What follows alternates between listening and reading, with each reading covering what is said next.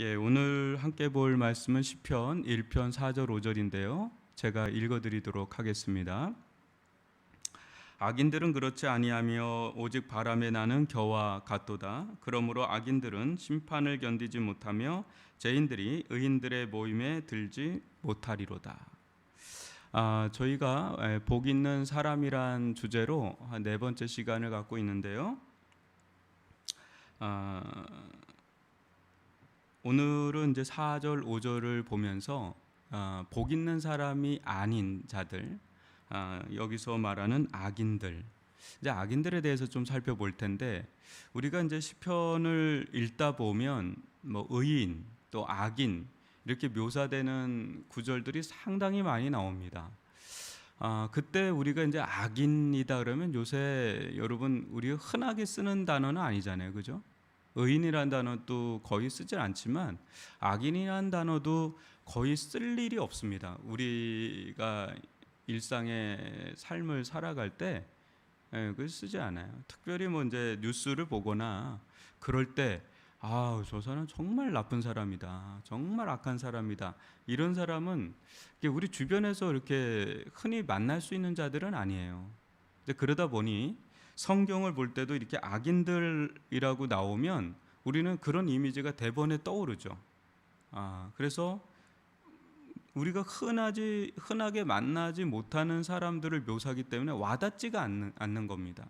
딱 아주 악인 같은 사람하고 딱 지금 트러블이 난 사람들은 이런 부분을 읽을 때 너무 통쾌하고 와닿고 뭐 이러지만 보통이 우리의 뭐 큰 병거가 없는 우리의 일상의 삶에서 이런 구절을 읽으면 그냥 뭐 그런가 보다 하고 이렇게 넘어가는 거죠. 그러다 보니 복 있는 사람도 또한 또 그렇게 또 볼 때가 있는 거예요. 특별한 뭐 몇몇 사람이 복 있는 사람이 아닌가, 악인들도 몇몇 사람이 악인이 아닌가. 그런데 여러분, 성경은 정확하게 두 갈래로 나눠주죠. 성경이 바라보는 인간은 마틴 루터가 그런 얘기하죠. 용서받은 죄인과 용서받지 못한 죄인, 두 종류의 인간을 이야기하죠. 여러분, 우리는 다 똑같아요. 복 있는 사람이나 악인이나 본래는 똑같은 사람입니다. 근데 복 있는 사람이 뭔가를 해서 어떤 조건을 충족시켜서 복 있는 사람 이렇게 했더니 이렇게 됐더라, 이렇게 하면 이렇게 된다 라는 그런 어떤 조건부적인 그런 걸로 복 있는 사람이 되질 않습니다. 성경에서 말하는 것은. 세상에서 이제 그렇게 할 때 이제 성공담이 계속 나오죠. 어떤 이렇게 했더니 이렇게 됐다, 성공담이 쭉 나오면 그 사람은 이제 성공한 사람이고 행복한 사람이고 복된 사람이다라는 이야기들을 합니다. 그렇지만 성경에서는 그런 자를 복 있는 사람이라고 하지를 않아요. 그런 사람 중에 복 있는 사람도 있고 복 있지 않는 사람도 있고, 그렇죠. 그러니까 무슨 조건부적으로 이 시편 1편을 접근해 가면 안 된다는 거죠. 상태적이라고 이야기를 여러분들한테 했죠. 그러니까 악인들과 복 있는 사람들은 본래 똑같은 사람들이었어요. 근데 복 있는 사람은 시냇가에 심겨진 나무와 같이 그냥 그 본래 자리에서 뭔가 뿌리가 뽑힌 거예요. 존재적인 뿌리가 뽑혀서 새로운 토양에 뿌리가 내려진 거예요.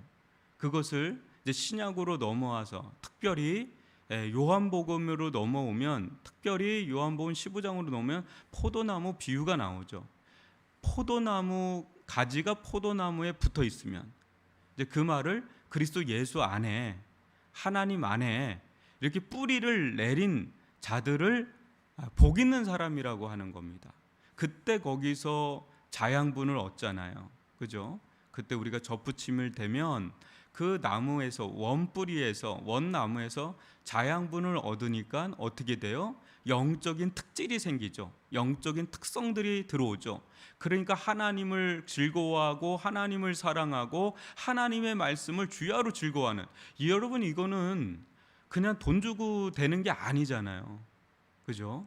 이거는 하나님께서 은혜로 주어지는 거잖아요. 하나님께서 우리를 거듭나게 하시고 중생하게 하시고 그 변화시켜셔서 우리들 가운데 거룩한 성품을 넣어줄 때 그때 이런 마음이 비로소 생기잖아요. 그 사람들을 복 있는 사람이라고 시편 1편은 묘사하고 있는 겁니다. 그러면 여기서 이제 악인들은 어때요? 악인들은 그렇지 않다. 악인들은 그렇지 않다. 왜요? 오직 바람에 나는 겨와 같다 그래요. 겨가 어떤 거죠? 겨는 알맹이가 없어요. 겉으로 볼 때는요, 겨와 그냥 알맹이 있는 쌀 있죠. 전 시골에서 몇 년간 살았는데 추수가 되면 마당에 쌀가마니를 정말 많이 싸놨던 기억이 납니다. 그건 아직 정제되지 않은 그런 쌀가마니입니다. 거기에는 그 쌀 알맹이가 있어요. 그렇지만 상당히 많은 것들은 또 겨예요, 겨. 그래서 이렇게 채를 착착 쓸면서 바람을 막 불면 그냥 겨가 날아가고 알맹이들이 채에 남는 거를 자주 보곤 했거든요. 그러니까 겨는 겉으로 볼 때는 비슷한 것 같은데 바람이 훅 불면 겨는 훅 날아가 버립니다. 왜? 알맹이가 없으니까. 악인들이 그렇다는 거예요. 겉으로 볼 때는 뭔가 있어 보여요. 뭔가 있어 보여. 여기서 악인들은요, 여러분들이 생각하듯이 그렇게 악한 자들이 아닙니다. 그 안에 알맹이가 없는 자예요. 뭐예요? 하나님이 없는 자예요. 그 사람이 뭐 어떤 재벌이 됐던, 어떤 권세를 가지고 있던, 그 사람이 어떤 도덕적인 선행을 베풀고 있던, 하나님과 관계가 없는, 그 안에 하나님이 없는 자들은 근본 뿌리가 없는, 알맹이가 없는 악인들이다라는 거죠. 그래서 그들의 삶 속에 굉장히 고귀한 삶도 있지만 좀 더 들어가서 그들의 생각과 가치관과 삶과 말과 같이 나눠보면 그 속에 시편 1편 1절에 해당하는 그런 모습들이 나타나죠.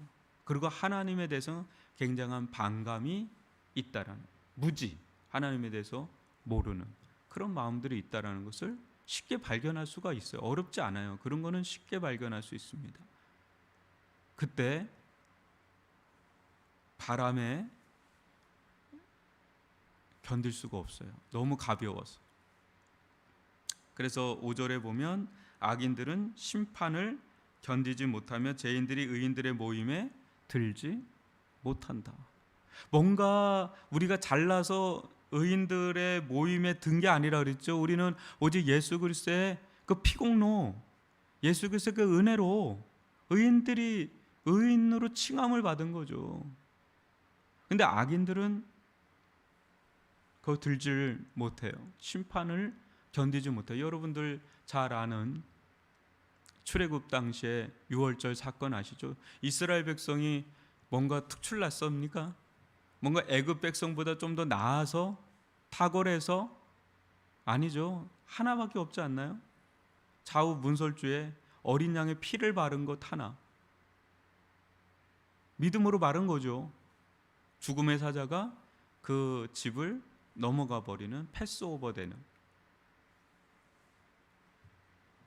악인과 의인은 실상은 똑같습니다. 근데 의인은 뭔가 잘나서 뭔가 했기 때문이 아니라 오직 예수 그리스도의 그 말할 수 없는 그 희생의 그 제사로 거저받은 은혜죠. 그 은혜로 우리는 시냇가에 심겨진 나무처럼 하나님 나라에 심겨지게 된 그 은혜죠. 그게 복 있는 사람으로 변화시키게 된 결정적인 사건이죠. 근데 악인들은 그걸 거부하는 거죠. 예수 그리스도의 복음을 거부할 때 심판을 이길 수가 없어요. 어떻게 하나님의 심판을 견딜 수 있으며 이길 수 있겠습니까? 바람에 나는 겨와 같이 완전히 불살라져 버리는 그런 일들. 여러분, 정말 복 있는 사람이 누군가? 악인은 누군가? 우리는 본래 악인들이었죠. 알맹이가 없었죠. 근데 어느 날 성령님께서 우리 안에 찾아오셨고, 예수님이 우리 안에 찾아오셨고, 아버지께서 우리 안에 찾아오셔서 꽉 붙들어 매줬죠. 우리는 이제 알맹이가 됐죠. 알곡이 된 거죠. 가라지가 아니라 알곡이 된 거죠. 은혜로, 그저 은혜로. 악인들은 근데 그렇지 않다는 거예요.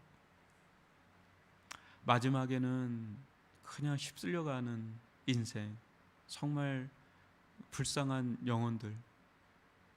우리는 그 영혼들을 위해서 섬길, 먼저 은혜를 받은 자로서 뭐 잘남을 자랑할 게 아니고요. 우리는 본래 자랑할 게 없는 자들이죠. 자랑할 분 있다면 오직 그리스도 예수밖에 없습니다. 우리는 섬길 사명이 있는 자입니다. 은혜 받은 자로서 섬길 사명이 있는 자들이죠. 여러분, 오늘 이 말씀 묵상하면서 우리를 의인의 모임에 들게 하신 하나님의 은혜에 감사하면서 또 악인들의 처지를 우리가 보면서 부러워하지 마시고 그들의 종말을 아는 자들로서 긍휼히 여기고 또 불쌍히 여기고 또 사명을 감당하는 그런 우리 모두가 될 수 있게 달라고 기도하는 저와 여러분이 되기를 바랍니다.